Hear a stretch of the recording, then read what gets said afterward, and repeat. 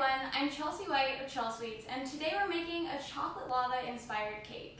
So we're going to be using some chocolate sponge cake rounds. We're going to be filling it with a chocolate ganache. It's going to be super decadent and it's going to have a really dramatic effect when we cut into it.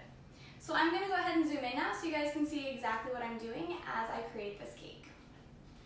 So I have here a 10-inch grease-proof cake board, and I've added one cake round to this, and I'm going to start building my cake. So to secure this cake layer so that it doesn't slide, you can see it's nice and firm on my board, I added a dab of chocolate ganache underneath it, and that helps keep it in place. So now I'm going to go ahead and start adding on some ganache, and we're going to start building this cake up. If you guys have any questions as I'm doing this, feel free to ask. We'll try to answer as many as we can. So chocolate ganache is a really great alternative to frosting. It's not quite as sweet as frosting, and it's really rich and decadent. So I'm just gonna gently work this around my cake layer, and then we're gonna get to the real fun of filling the cake. Chelsea, what is the difference between ganache and frosting? So like, what is chocolate ganache? Yes, great question, you guys. So this ganache is the easiest thing to make ever. It's literally just chocolate and heavy cream. And the ratio varies depending on the type of chocolate that you're using. So also next, you guys, just quickly, I'm going to be adding a cutout ring here to the center, and we're going to fill that with ganache, which is a different type of ganache, but it's going to be amazing. So to do this, if you were making like a milk chocolate, so a dark chocolate has a different ratio than a milk chocolate and also than a white chocolate, and that has to do with how much fat is in your chocolate. And I actually have a full post. I call it chocolate ganache frosting just because that's literally what I thought of when I first started baking and I saw it, but it really is just a ganache that's just heavy cream and chocolate, of course. So today I used some milk chocolate just because that's my favorite type of ganache, but if you really love dark chocolate, you could use that as well, or if you're a big fan of white chocolate, which I think white chocolate is something people really love or hate, and some people don't even consider it chocolate, but if you're one of those people, you could use that too.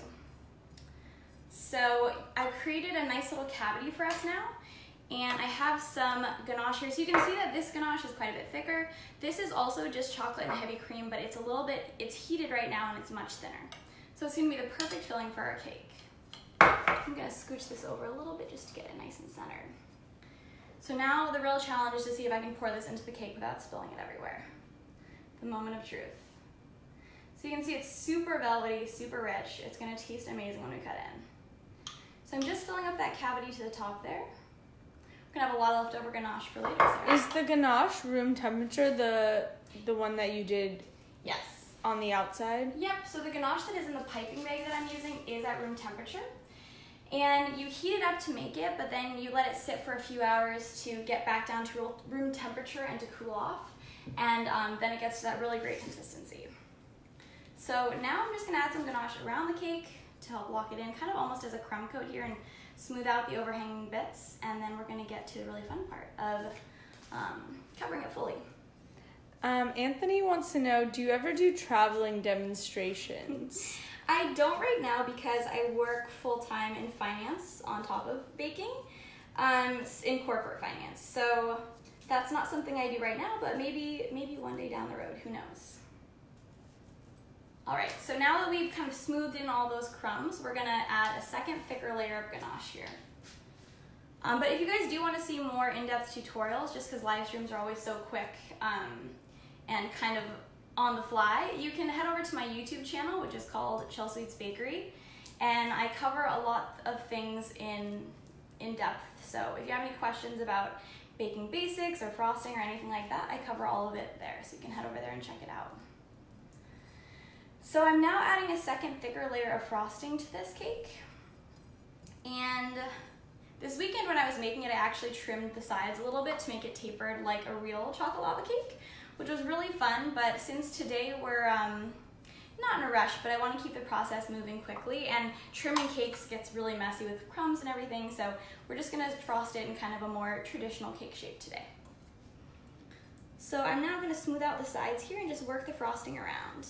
And as I'm doing this, I'm not applying a lot of pressure. I'm really just working the frosting around the cake. But it's still the same process as if you were using just regular frosting. I'm using the same tools. The ganache has a little bit of a different consistency. It's a little bit thicker, but it also kind of firms up as it's exposed to air. So most buttercreams do crust, so they have that in common, but it's a little bit different when you work with it. So I like working with ganache better because it really sets up nicely, but I think everyone has their own preferences. But I think ganache is a great alternative to frosting, at least to American buttercream, because it's a little bit less sweet. So whenever I have friends that don't have as big of a sweet tooth as I do, but they like chocolate, this is my go-to. So now that we've covered the cake pretty evenly, or as evenly as we're gonna get it with our large offset spatula, I'm going to pull out my handy dandy bench scraper and I'm just gonna smooth the ganache around here. And again, the key with this is not applying too much pressure. I am scraping off a little bit, but you're not trying to remove everything you just added. You're really just trying to pull it around the cake to smooth it out. Chelsea, for those of the viewers who joined a little late, can you just re-clarify that what kind of cake you're making? Of course. So you guys, this is a chocolate lava inspired cake, and it's really fun because we filled the center with a warm ganache, which we have right here. So when we cut into it, it's gonna have kind of like an overflowing lava cake effect, which is gonna be really fun, and it's also gonna taste delicious. So a very chocolatey cake this time, you guys. So I smoothed out the sides pretty well. We're actually gonna take a piece of acetate sheet in a minute to give it a little bit more shape, which will be fun. But first I'm just gonna pull these edges in. So just doing a quick pass and pulling these in towards the center. Francis wants to know, can you make a latte flavored ganache? Yeah, you could definitely incorporate some espresso powder in that. So I'm gonna just take this small piece of acetate sheet here, which is just really a thin piece of plastic, and I'm gonna kind of smooth out the sides to give it a little bit more shape, to make it look a bit more like an actual chocolate lava cake. So we're taking a shortcut by not carving the cake today, but we are gonna add a little bit of shape with this handy dandy tool. And actually, if you guys have any questions about the tools that I'm using on Chelsweets.com, I have a tab at the top that's called My Favorite Baking Tools. So you can head over there. I have all the links to everything that I like to use, just because I get asked that question a lot, whether it's my cake stand or acetate sheets. A lot of people are not familiar with them or don't know where to buy them. So, but I do get most of my tools on Amazon just because I live here in Manhattan, and it's not always that easy to get your hands on some good cake tools. Can you tell us what the ratio of milk chocolate to heavy cream is for the outside ganache? Sure. So the ratio that I like to use, it can also, it really depends on you need to go by weight. So for dark chocolate, the ratio is 2 parts chocolate, 1 part heavy cream. And for milk chocolate, it's 3 parts chocolate, 1 part heavy cream. So, yeah. But again, you guys, I have all the instructions up on Chelsweets.com, so if you want to learn more about that, you can head over there and check that out. All right. So we've added a little bit of shape here. We're going to smooth a tiny bit more with our bench scraper. And as you guys can see, the ganache is starting to firm up, which is great. It really helps the cake keep its structure. But we want to get it nice and smooth, so a really fun trick is to heat up your bench scraper under some warm water, which I'm going to do right now. So you can clean off any excess you have on there, get it nice and warm. And luckily my sink heats up pretty quickly, but you just want to dry off all the excess moisture, and then that'll help you smooth out your ganache. So we'll do a quick little pass around here. It's kind of like the same concept. You can do this with frosting too, since frosting is mostly butter, but it really helps to just smooth things out. It's a quick little tip. Got a lot of ganache scrapings there. All right, scrape around the edge one more time, and then we'll get going on the top. Are there any other questions out there? A lot of people just saying, I want to lick the bowl. This is a very chocolatey cake. So I chilled my cake layers before we started, which is kind of causing my ganache to set a little bit quicker than I expected. But we're gonna persevere because this is a live stream and that is what we do. So I'm gonna smooth this out just a tiny bit more. And then we're gonna go ahead and get started on the top of this cake.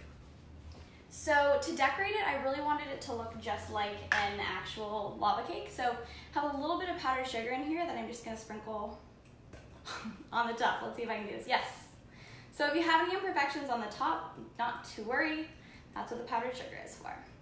So We're just gonna get this all around the top. Oh my gosh, that looks so good. It's like snowing. We are in November and it kind of is winter now, so. Someone keeps asking, do you bake sugar-free cakes? Sadly, I don't, you guys. As I'm pouring loads of powdered sugar onto here, sugar-free is really just, and even gluten-free or vegan baking is its own animal, and that's not something I specialize in. But there's a lot of great bakers out there that do, so if you kind of do some research on the internet, I'm sure you can find some great ones. So now, because this cake doesn't have enough chocolate on it already, I'm just gonna add a little drizzle here, because a lot of times in restaurants, when they bring out a chocolate lava cake, it comes with a fun little drizzle. So you can see it's kind of going down the sides there. That looks beautiful. The finishing touch, you guys, is of course a fanned strawberry. So I just took a strawberry, cut some slits into it. Not all the way up, I left about 1 centimeter there. I'm just gonna fan it out a little bit and place it right on top. Oh my gosh, that looks so good. Okay, so now we get to cut in. I know that's what I'm waiting for. I haven't had dinner yet, so I'm very ready to cut into this cake. I think I'm actually gonna swing around. So I put the strawberry back, but I'm gonna put it up a little bit more. I'm just gonna cut in right here, you guys. Let's see. Like that, a little bit more like that. So as you guys can see, the ganache has really firmed up, which is nice. And I'm gonna go into this. Let's see how dramatic this is. It's a slow drizzle, but it's there. Kind of nice. So getting that flow just right can be a little bit of a struggle because you don't want it to be like gushing out of the cake, but at the same time you do want that ooze. So it really comes down to the temperature of your cake layers and of your Smells ganache. so good. If you really want to be dramatic, you could always pour more ganache on top too, but I think you guys got the effect today. So we'll swing that around. Actually, we should show them a close-up of the slice too. So you can see like all the ganache there, the beautiful cake layers. We added simple syrup too, so they're really moist. Literally chocolate on chocolate on chocolate. I am ready to eat this. Anyways, you guys, thank you so much for watching. I hope you enjoyed this chocolate lava-inspired cake as much as I enjoyed making it. I live stream the first Wednesday of every month, so if you want to see another live stream, you can tune in, I guess, in December. And you can also see all of my recipes up on Chelsweets.com. So thanks so much. I hope you guys have a great rest of the night, and I'll see you later.